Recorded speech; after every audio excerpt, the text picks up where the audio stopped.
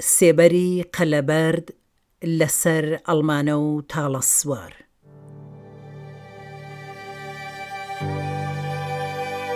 بیرەوەریەکانی مەلەکە مستەفا سوڵتانی. مۆسیقا پێدرام شەهلایی. تۆمار و خوێندنەوە شەهین شەهلایی. ئاڵلقەی 15. من پێم وایە کۆمەڵە لە سەرەتای خەبات و هەڵسوڕانی چ ئەو کات بە نەهێنی کاری دەکرد و چ لە سەروبەندی شۆڕش و دواتریشدا کە زۆرترین هێز و توانای بۆ خەباتی جەماوەری و خەڵکی تەرخان کرد سەبارەت بە مەسەلەی ژن هەڵوێستی پێشکەوتوانەی هەبوو، بەڵام دوای هێرشی دووهەمی حکوومەت بۆ کوردستان کاتێک زۆرترین هێز و توانای خستە سەر خەباتی چەکدارانە، بەشەکانی تر و بەتایبەت کێشەی ژنان کەوتنە پەراوێزەوە و بەشداری ژنان لە خەباتی سیاسیدا کەمتر بووەوە.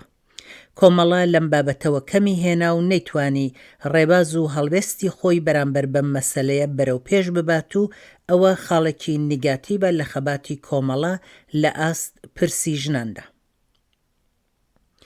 جاروبار کە دەنگۆی ئەوە بڵاو دەبووەوە کە ڕژیم هێرش دێنێ بۆ گاگل، ئیتر ئێمە شەوانە لە دێدا هاتینە دەرێ و تا بەیانی لە کێو و شاخ دەماینەوە. شەوێک چووینە دەر و کاتێک هاتینەوە، براکانم ماجید لە تەورێز، ئەمجەد لە ورمێ و ڕەزا لە ئەهوازەوە هاتنەوە. ئەوان هەمویان لەو شارانە لە تەشکیلاتی نەهێنی کاریان دەکرد. ئەوە مانگی خەرمانانی ساڵی 1359 هەتاوی واتە 1970 زاینی بوو. کوڕەکان هەرسێکیان بە بۆنەی یەکەمین ساڵڕۆژی گیانبەختکردنی براکانم هاتبوونەوە بۆ مەریوان. لەسەر ڕێ چەند ڕۆژێک لە گاگل لای ئێمەمانەوە و پێکەوە چووینەوە بۆ ئەڵمانە. ماجید لەو سەفەرەدا بۆی دەرکەوت کە وەزعی ژنان و پێشمەرگەی زەحمەتکێش لە ناوچەکە نالەبارە. ماجید خۆی لە یەکەمین کەسەکان بوو کە بووە پێشمەرگە و ئەو کات کۆمەڵێک پلان و بەرنامەیان بۆ فێرکردن و بارهێنانی پێشمەرگەی کەم خوێندەوار و زەحمەتکێش دانابوو. لە گاگل ماجید دەبینێ کە بەرنامە و پلانەکان نەماون. داوای کۆبوونەوە دەکات لەگەڵ بەرپرسانی ناوچە، لەسەر ئەو بابەتە قسەی کرد و ڕەخنەی لێگرتن. هاوڕێیانی ناوچەی مەریوان هێندێک بیانویان هێنابووەوە و ئەوانەی وا لە قسە و باس و بۆچوونی ماجید تێنە دەگەیشتن، پێیان وابوو ماجید ڕووناکبیرە و قسەی زل دەکا. ماجید دواتر لە سیاچاڵەکانی ڕژیمی ئیسلامیدا و چەندین مانگ لەژێر ئەشکەنجەی جەلادانی زینداندا نیشانیدا کە ئەو کێیە و چەندە بڕوای قوڵی بە قسە و باوەڕ و هەڵوێستی خۆی هەیە. تەنانەت لە زیندان و لەژێر ئەشکەنجە و ئازاری خوێنڕێژانی ڕژیمدا وەزعی منی لەبیر بوو، هەر بۆیە کاتێک جەلادەکان نووری مورتزا حکمی ئیعدامی پێدەدەن، لە دەرفەتێکدا دوایین پەیام و ڕاستپاردەکانی بۆ تەشکیلاتی کۆمەڵە و بۆ بنەماڵە نووسی و داوای لە من کرد بۆ درێژەدان بە خەبات و تێکۆشان بڕۆم بۆ تاران یان تەورێز و لەوێ درێژە بەکاری سیاسی خۆم بدەم. لەو چەند مانگەدا ماوەیەک لە گاگل و ماوەیەکی تریش لە کۆماسی لای خانەوادەی گیانبەخت کرد و حەمە مەردانی ناسراو بە حەمە چوارچاو بوو. بیرەوەری خۆشی ئەو ڕۆژانەم بە هەموو سەختی و دژواریەکانیەوە قەت لەبیر ناکەم. سەختی زۆر بوو، بەڵام لەگەڵ خەڵکێک بووین کە هیچیان لە ئێمە درێقی نەدەکرد. زۆر گەرم و گوڕ و مهرەبان بوون.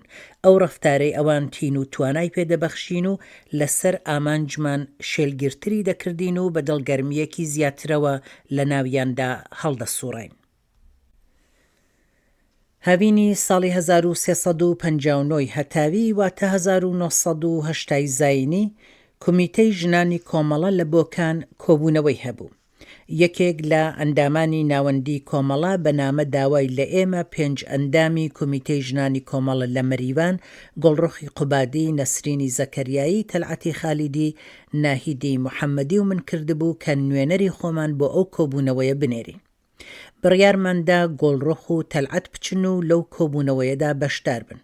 دەبوو سەفەرەکەی تەلعەت و گۆڵڕۆخ لەگەڵ مەجیدی حوسێنی بەرپرسی تەشکیلاتی مەریوان هاو ئاهەنگ بکرێ. من قسەم لەگەڵ ئەو کرد و پێم کوت کە ئەوە نامەمان بۆ هاتووە و لە بۆکان کۆبوونەوەمان هەیە. کاتی ڕۆیشتنی کاروان ئاگادارمان بکەن کە گۆڵڕۆخ و تەلعەت لەگەڵیان بڕۆن. هاوڕێیانی ناوچەی مەریوان بیست بوویان کە لە نێوان دکتۆر جەعفەری شەفیعی و مندا پەیوەندی خۆشەویستی هەیە. بە هەر بیان و یەک شۆخی بێجێگە و ڕەفتاری ناشیرینیان دەکرد. من داوام لە مەجیدی حوسێنی کرد ئامادەکاری بۆ سەفەری تەلعەت و گۆڵڕۆخ بکە کەچی لەملا و لەولا کتوبۆی مەلەکە دەیەوێ بۆ دیداری دکتۆر جەعفەر بچێتە بۆکان. ئاستی تێگەیشتنی هێندێک لە هاوڕێیان هەر ئەوەندە بوو. شەڕی ئێران و عێراق. سیوێکی خەرمانانی ساڵی 1359 هەتاوی واتە 22/9/1980 زاینی شەڕی ئێران و عێراق دەستی پێکرد. بنکەی کۆمەڵا لە نزیک سنوور و گاگل نەما و هاتە ئاوایی هەجمنە کە دێیەکە لە نزیک ئەڵمانە. زۆرێک لە هاوڕێیانی ژن ماوەیەک لە ئەڵمانە لە ماڵی ئێمە بوون. ئەو شەڕە لە لای هەموو کەس و لای هەموو چین و توێژەکان بووە هۆی قسە و باسێکی زۆر. خەڵک لە ماڵوێرانی و دەربەدەری دەترسان. حیزبەکان و هەروەها بەرەی ڕۆشنبیر نەزەر و بۆچوونی جیاوازیان هەبوو. حیزبی توودە و چریکە فیداییەکان ئەکسەریەت ڕایانگەاند کە دەبێت لەم کاتەدا دفاع لە سیاسەتی خومەینی و ڕژیم بکەن. لەناو کۆمەڵەشدا باس و دیالۆگ زۆر بوو. دوو نووسراوە لەلایەن ئەندامانی ڕێبەرایەتی کۆمەڵەوە لە نێوخۆی تەشکیلات بڵاو بووەوە. بۆچوونێک ئەوە بوو کە لەم کاتە هەستیارەدا ئێمە لەگەڵ ڕژیم ئەگر بەس بکەین. بۆچوونەکەی تر بەڵام شەڕی ئێران و عێراقی بە شەڕی کۆنەپەرستانە دەزانی و ڕایوا بوو هەردوو دەوڵەتەکە فاشیستن و هیچ کامێکیان نابێ پشتیوانیان لێ بکرێ و دەبێ کۆمەڵا لە بەرژەوەندی کرێکاران و زەحمەتکێشان پشتیوانی بکە. هەڵوێستی دووهەم بوو بە سیاسەتی کۆمەڵا لە ئاست ئەو شەڕە. ئەوە یەکێک لە پێشکەوتووترین هەڵوێستەکان بوو لە ناو بەرەی چەپ و کۆمۆنیستە. ئەو شەڕە 8 ساڵی ڕەبەقی خایاند و بووە هۆی گیان لە دەستدانی نزیک بە 1 ملیۆن ئینسان و ئاوارەیی و ماڵوێرانی بێ ئەژماری خەڵکی فەقیر و هەژاری هەردوو لاو زەرەر و زیانێکی زۆری ماڵی. سەرنجام حکوومەتی ئێران لەو شەڕەدا شکستی هێنا و لە مانگی گەلاوێژی ساڵی 1367 هەتاوی واتە جوولای 1980 زاینی خومەینی جامی ژەهری شکستی خواردەوە و ئاگربەسکرا. کۆبوونەوەی ئاوایی هەجمنە. لە کۆنگرەی یەکەم و کۆبوونەوەکانی ڕێبەرایەتی کۆمەڵا لە ساڵی 1357 هەتاوی واتە 1970 زاینی تا ڕادەیەک باسی وەزعی چینایەتی کۆمەلگای ئێران و کوردستان کرابوو. هێندێک بۆچوونی جیاواز لە نێو ڕێبەرایەتیدا هەبوون و بە سەرنجام نەگەیشتبوون و کەس یا کەسانێک دیاری کرابوون کە لەسەر ئەم پرسانە شیکاری و لێکۆڵینەوە بکەن و بە نەتیجە بگەن. بەڵام بەهۆی سەرقاڵبوونی ئەجگار زۆری کادرەکانی کۆمەڵە بە کاروباری ڕۆژانە ئەو ئەرکە بەرەو پێش نەچوو. بەهاری ساڵی 1359 هەتاوی واتە 1980 زاینی نامیلکەیەکی ناوخۆیی بە زمانی فارسی بە ناوی نەشریەیە تئۆریکێ دیدگاهێ یەک و دیدگاهێ دۆ چاپکرا کە سەبارەت بە دوو بیرروبۆچوونی جیاواز بوو لەسەر کۆمەڵگای ئێران و کوردستان.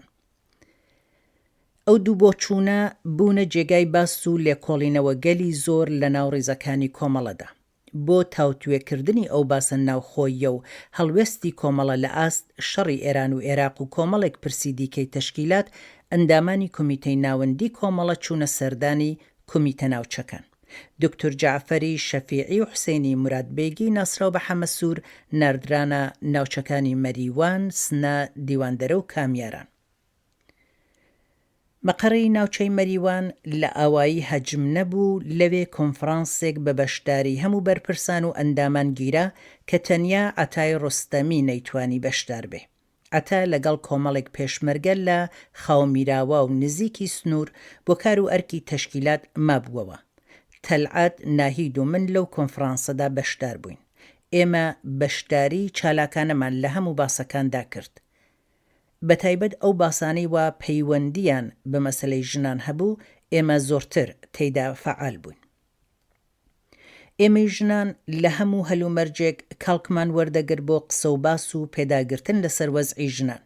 هاوینی ئەو ساڵە لە کۆبوونەوەی کۆمیتەی ژنان لە بۆکان لەگەڵ ناوەندی سەبارەت بە وەزعی تازە و گیر و گرفتەکانی ژنانی ناوڕێزەکانی کۆمەڵە قسەمان کرد. لە کۆنفرانسی ناوچەی مەریوانیش لە هەجمنە بە تێر و تەسەلی قسەکرا. ئاکامی ئەم هەوڵ و تێکۆشانە بووە هۆی ئەوەی کە بۆ چارەسەری ئەو گرفتانە کۆمیتەی ژنان لەگەڵ ناوەندی کۆمەڵە کۆ ببینەوە. ناهیدی محەممەدی و من بۆ بەشداری لەو کۆبوونەوەیەدا چووینە شاری بۆکان. زەخت و زۆری ڕژیم لەسەر دایکم و بنەماڵە.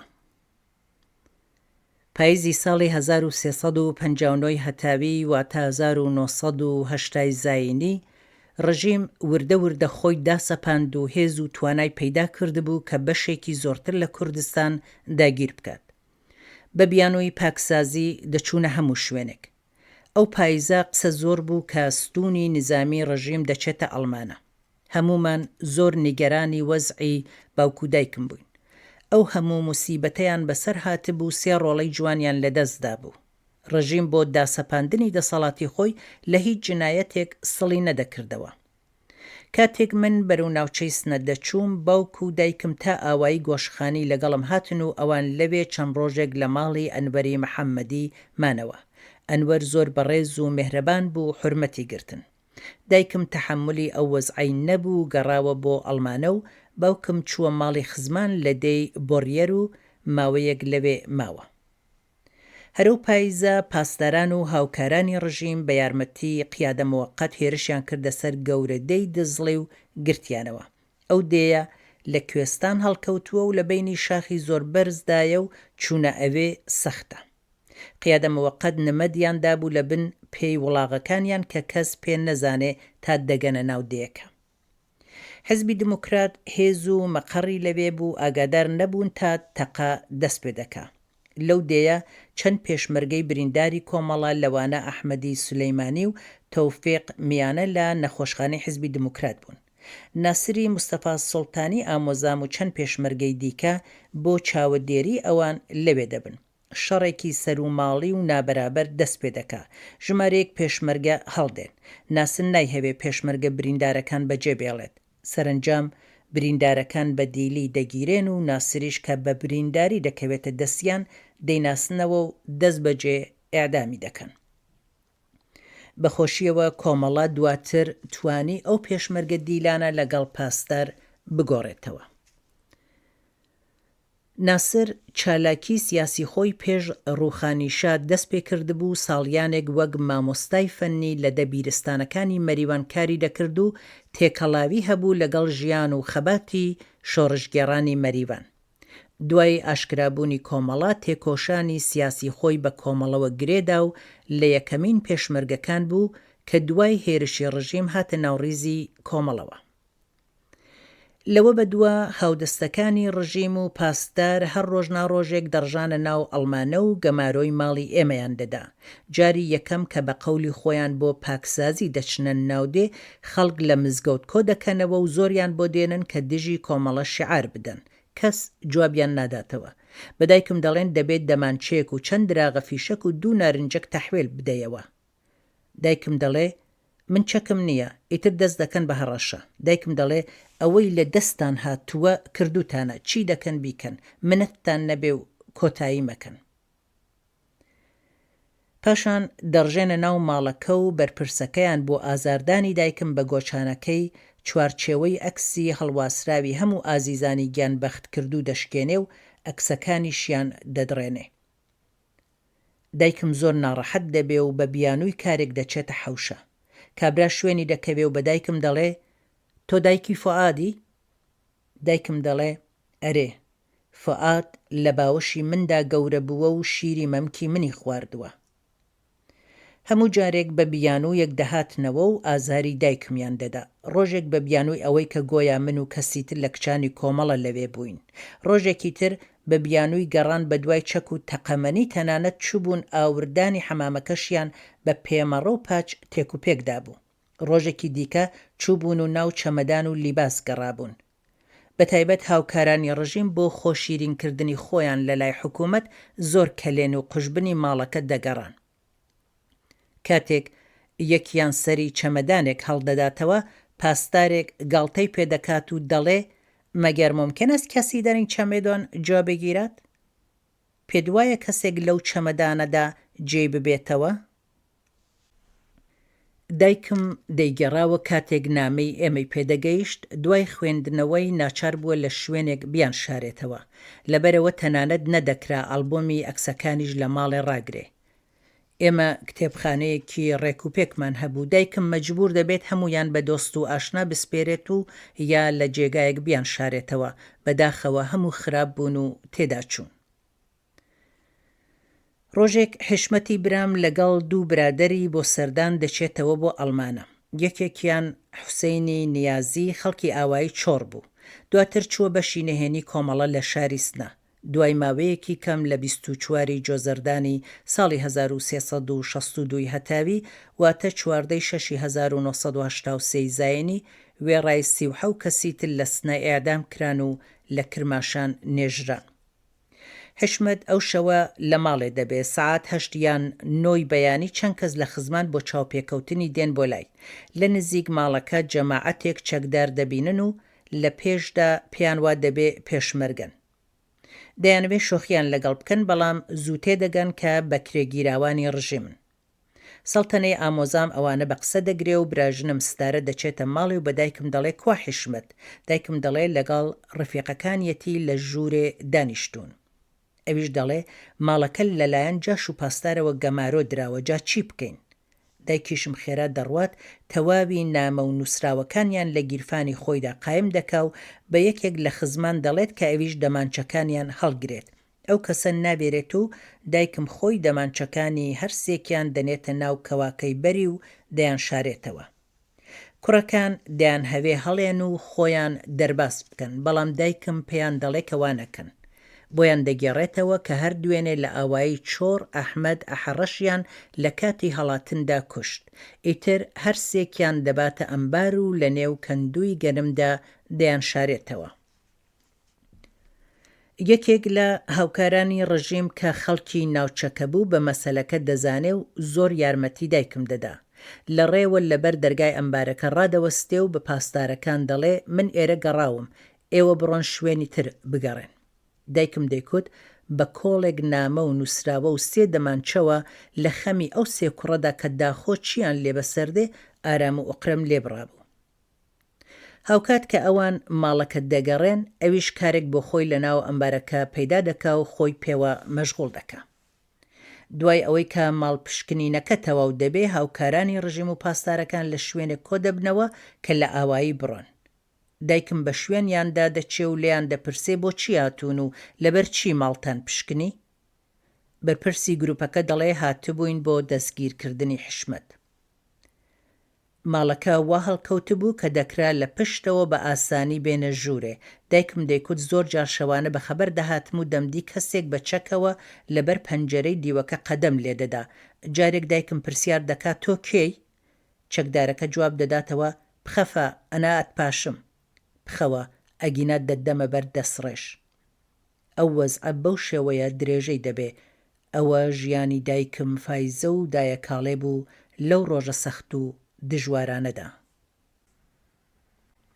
سەفەرێکی دوور و درێژ بۆ بۆکان. دوای کۆبوونەوەی هەجمنە، کۆمیتەی ناوچەی مەریوان بڕیاریاندا بێجگە لە فاتمەی محەممەدی، تەلعەتی خالیدی و شەمسی سلێمانی کە لە دەی گەڵیە مابوونەوە هەموو ژنەکان بنێرنە ناوچەی سنە. ناهید و من بەڕێوە بووین بۆ کۆبوونەوەکەی بۆکان. ئەو ڕۆژە کە ئێمە لە دەی هەجمنەوە ڕێکەوتین، کاروانێکی زۆر گەورە بووین کە پێکهاتبوو لە ژمارەیەک پێشمەرگەی بریندار و نەخۆش. هەموو ژنەکان، دایک و باوکم کە دەیان هەویست بچنە ئاوایی گۆشخانی و هەروەها زۆرێک لە هاوڕێیانی تر.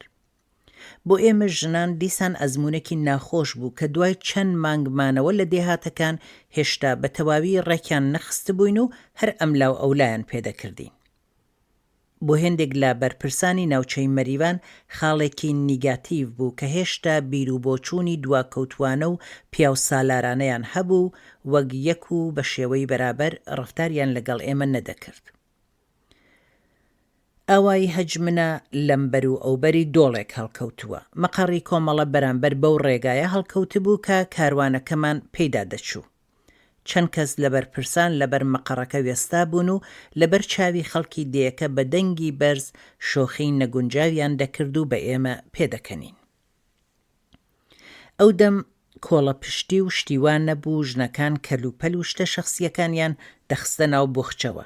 بۆخچە ببووە ڕازێک بۆ هێندێک کەس. حەزیان دەکرد بزان کە چی تێدایە، هەر بۆیە دەیان کردە شۆخی و گاڵتە. ئەوان تێن نەدەگەیشتن کە جەستە و لە شیژن لەگەڵ پیا و فەرقی هەیە. دیار بوو کە زانیاری ئەوەیان نەبوو کە ژنان سووری مانگانەیان هەیە، هەر بۆیە پێویستیان بە جل و وەسایلی تایبەتی خۆیان هەیە. ئەم کەسانە بەڕاستی فامی ئەوەیان نەبوو کە لەوە حاڵی بن ئەگەر ژنێک بۆ شوێنێک بچێ و بۆخچەیەکی بە کۆڵەوە بێ، ئەوە شتێکی زۆر ئاساییە و هەرگیز نیشانێک نییە لە ناشۆڕشگێڕی ئەو کەسە. ئەو ڕۆژە چووینە ئەوێ هەنگ و شەوێ لەوێ ماینەوە و ڕۆژی دوایی بەرەو هەشەمێز ڕێکەوتین. زۆر سارد بوو، بەفرێکی ئەستور باری بوو.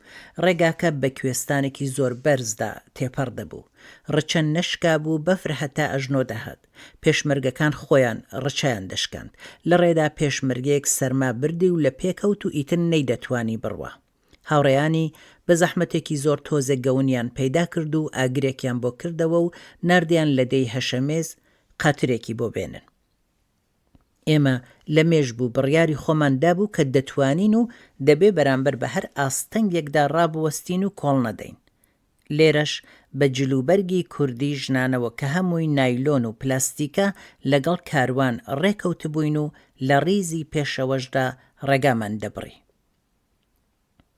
پێشمەرگەیەکی یەکێتی نیشتمانی کوردستان بە ناوی مامۆستا مەجید هاوسەفەرمان بوو. لە ڕێگەدا بەردەوام تعریفی دەکردین. لای ئەوان ژنان وەک ئێمە دەوریان لە ناو شۆڕشدا نەبوو.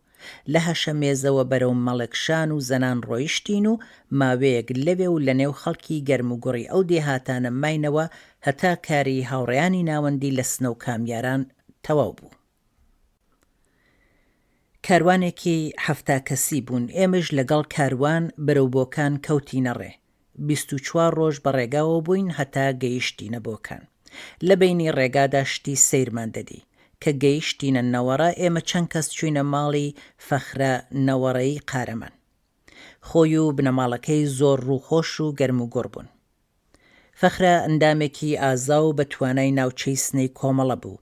ساڵی 1360 تاوی واتە 1970 زاینی بە تاقی تەنیا 16 سعات لە ماڵەکەی خۆی لە نەوەڕە بەرامبەر بەستونێکی گەورەی دوژمن کە هاتبوونە سەری شەڕ دەکا و کاتێک بریندار دەبێ و تەقەمەنی لێ دەبڕێ، بە ئاخرین فیشەکەکەی خۆی تەواو دەکا و ناهێڵێ بکەوێتە دەستی ئەوان. دەبووە ئەو شەوە بەبەر یەکێک لە پایگاکانی ڕژیمدا تێپەڕ بین. سەعات 11 شەو لە دێهاتینە دەر. شەوێکی سارد بوو. بەفر زەوی داپۆشی بوو. ئاسمان ساف بوو، تریفەی مانگە شەو دنیای ڕۆشن کرد بوو. ئێمە دەماندی کە نیگابانی پایگاکە سیگاری دەکێشە. بەرپرسی نظامی کاروانەکەمان هەتا دیواندەرە حەبیبوڵڵای گەوێڵی بوو. ڕایگەیاند بۆ ئەوەی پایگاکە نەمان بینێ دەبێ بە مەودای زۆر و یەکەیەکە تێپەڕ بین و هەروەها بە ئێمەشی کورد دەبێ لە ئاخرەوە بە سواری 2 ئەسپ بەڵام بە توندی تێپەڕ بین. لە پێشدا من ڕێکەوتم. هێشتا چەند هەنگاو نەڕۆیشت بووم کە ئەسپەکەی ناهید بە حیلەحیل غاریدا و کەوتە شوێن ئەسپەکەی من. لەگەڵ حیلەی ئەسپەکە پایگا دەستی کرد بە تەقەکردن. بە دەنگی تەقە هەردوو ئەسپەکە دەرپەڕین. ناهید کەوتە خوار و زۆری ئێش پێگەیشت. بەخۆشیەوە کەسمان لێ بریندار نەبوو. گەیشتینە ناوچەی دیواندەرە. لەو ناوچەیەش دێ بە دێ ڕۆیشتین و لەسەر ڕێگا تووشی هاوڕێیانی ناوچە بووین و زۆر کەسی ترماندی. کەوشەکانمان درابوون. لە دەیەک دەمان هەویست کەوش بکڕین کە چووینە دوکانی دەیەکە. منداڵان لە دەورمان کۆبوونەوە. پێیان وا بوو ئێمە جاسووسی ڕژیمین و کۆمەڵە ئێمەی بەدیل گرتووە. دەستیان کرد بە شاردان بۆ کۆمەڵە و دژی ڕژیم. بژی کۆمەڵە مەرگ بۆ جاشە خۆفرۆشەکان. تاوکاتە نەیاندی بوو کە ژن لەگەڵ پێشمەرگە بێ. ئێمە چەکمان پێ نەبوو، وەزعی جلوبەرگیشمان وای کردبوو کە ئەوان بەم جۆرە بڕوانە ئێمە. لە زۆر شوێنی تریژ ناچار بووین بڵێن ئێمە کەین و بۆ لەگەڵم کاروانین. ڕۆژێکە هەوای زۆر سارد بوو، بەفریش دەباری، کەوش و جلەکانمان لە سەرما بەست بوویان، درەنگانێک گەیشتینە دەیەک، وەک هەمیشە دابەش بووین بە ماڵاندا. ژنی ساحب ماڵ جوابی سڵاوی ئێمەی نەداوە و ڕووی تێنەکردین، ئەویش پێیوا بوو ئێمە جاسووسین. هوشەنگی خەتمی بە وەزعی ئێمەی دەزانی، بۆیە دوای دابەشکردنی پێشمەرگەکان هاتە ئەو ماڵە وەک هەمیشە بە میهرەبانی و گەرم و گوڕی لێمانی پرسی. ڕووی کردە ژنەکە و کوتی: ئەرێ دادەتەلێ عەزیزەکانی من چۆنن؟ ژنە حەپەسا و دوای تاوێک هاتە قسە و ڕێک و ڕاست پرسی: مەگەر ئەمانە جاسووس نین؟ هوشەنگ باوەشی بە ئێمەدا کرد و بە زبانە شیرین و خۆشەکەی خۆی کوتی: ئەمانە هاوڕێی ئێمەن. ئەم جاریتر جەو گۆڕا و ژنەکە دەستی لە ملمان کرد و کەوشەکانی دەرهێناین، جلی داینێ، زۆر زەحمەتی کێشا و خواردنی خۆشی بۆ دروستکردین و زۆر پێمانەوە ماندوو بوو. ئەو کێشەیە ئەوەندە دووپات دەبوونەوە کە بەرپرسی کاروانەکە بڕیاریدا لە هەر دێک ئێمە لەگەڵ دوو کەس لە کوڕەکان بچینە ماڵان و بڵین کە خوشک و براین با ئەو گرفتەی تر نەمێنێ. بە درێژایی ڕێگا هەموو هاوڕێیان بە هەر بۆچوونێک کە بەرامبەر بە مەسەلەی ژنان هەیان بوو زۆر یارمەتی دەر و بە دەربەست بوون کە ئێمە تووشی گرفتێک نەبین. هێندێکیان بیری پێشکەوتن خوازانیان بەرامبەر بە مەسەلەی ژن هەبوو. ئەوان بە ڕەفتار و هەڵسوکەوتیاندا ئەوەیان نیشان دەدا. ڕەنگە کەسانێکیش باوەڕیان بە خەباتی ژن نەبوو بێ، بەڵام لە ڕووی میهرەبانی خۆیان ئاوا ڕووخۆش بوون. ئەو کاروانە زۆر کەسی لەگەڵ بوو، هەر کەسێ بە جۆرێک مهر و مەحەبەتی خۆی نیشان دەدا. هێندێک هەڵسوکەوتم لەبیر ماوە بۆ وێنە قەت دڵسۆزیەکانی کەیان فەرزاد لەبیر ناکەم. زۆر جار لە ناو ڕێدا کە برسیمان دەبوو نانی بۆ دەهێناین. ئەگەر ناوی دیەکانم باش لە بیرما بێ، ڕۆژێک لە کەنە سوورەوە دەچووینە تایربۆغە لە ناوچەی سەقس. شارەزاکەمان ڕێی هەڵە دەگرێ. زۆر سوڕاینەوە تا کاروان گەیشتە سەرکێوێک کە ئەو بەری تایربۆغە بوو. لە کێوەکە چووینە خوار و گەیشتینە چۆمێکی زۆر گەورە. پەڕینەوە زۆر سەخت بوو. هێندێک هەوڵیان دەدا بەسەریدا باز بدەن، بەڵام دەکەوتنە ناو ئاوەکەوە. نیوە شەو تێپەڕی بوو، هەواش زۆر سارد و سەوڵبەندان بوو. بەرپرسی کاروانەکە کوتی هەر کەس کەوتە ناو ئاوەکە دەبێت تا ناو دێیەکە ڕانەوەستێ و هەڵێ. ئێمەش کوتمان باز دەدەین. دیار بوو کە هەنگاومان نەدەگەیشتە ئەو بەری ئاوەکە، بەڵام تازە بڕیاری خۆماندا بوو. کوتیان نابێ و کارە بکەن و دەبێ بە یارمەتی هاوڕێیانی تر بپەڕێنەوە، بەڵام ئێمە لەسەر قسەی خۆمان سوور بووین. بەرپرسی نظامی بڕیاریدا بە یارمەتی کەیان فەرزاد و عەزیزی ئەسکەندەری ناسراو بە خەنجەر بپەڕینەوە ئەو بەری چۆمەکە. بەداخ و پەژارەیەکی زۆر هەردووک ئەو خۆشەویستانە ئێستایتر لە ژیاندا نەماون و یادی ئازیزیان هەتایە لە دڵمدا بەرز و بەڕێز دەمێنێ. ئەو شەوە لە تایربۆغە بووین و ڕۆژی دوایی چوینە شیلاناوێ و 2 ڕۆژ لەوێ ماینەوە. برایمی عەلیزادە لەوێ بوو، ئەگەر دروستم لە بیرمابێ بەرپرسی چاپ و ئینتشارات بوو، 1-2 گۆڤار و ڕۆژنامەی بۆ هێناین. شەوێک لە تورجان ماینەوە و ڕۆژی دواییش گەیشتینە بۆکان.